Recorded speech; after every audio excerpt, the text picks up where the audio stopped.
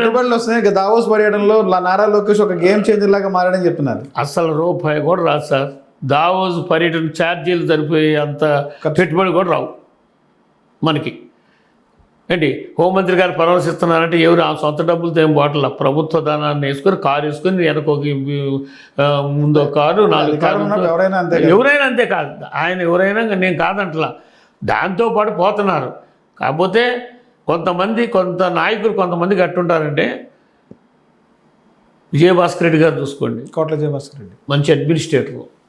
ఆయన 1954 ఆర్థిక మంత్రిగా పనిచేశాడు. వాళ్ళు ఇట్లాంటి ప్రచారానికి వీటికి పాల్పడరండి. వాళ్ళ పని ఏదో వాళ్ళు చేసుకుపోతారు. ఆయన నిజంగా నాకు తెలిసి కోట్ల విజయభాస్కర్ రెడ్డి గారు మనవరాళ్ళని పెళ్లి చేయడానికి కట్నానికి డబ్బులు లేకపోతే రాజశేఖర రెడ్డి గారి దగ్గరకు వచ్చాడు, అప్పు తీసుకున్న పరిస్థితి కోట్ల సుజాతమ్మ గారు. అలా నాయకుడు అండి ఆయన.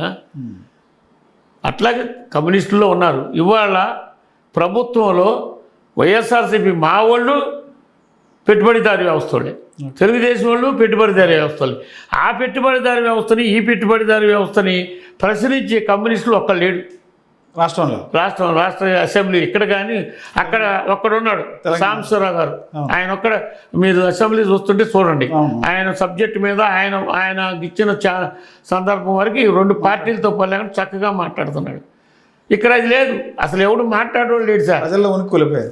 ప్రజల ఉనికి కోల్పు. కమ్యూనిస్టులు పాపం నిజంగా అసెంబ్లీలో 2-3 ఎమ్మెల్యేలు కమ్యూనిస్టులు ఉండాలి సార్. ఉంటేనే ఆ సభలో హుందాతనం వస్తుందని నా ఉద్దేశం. లేకపోతే అడిగోళ్ళు వీడి పెట్టుబడిదారి వస్తే వాడి పెట్టుబడిదారి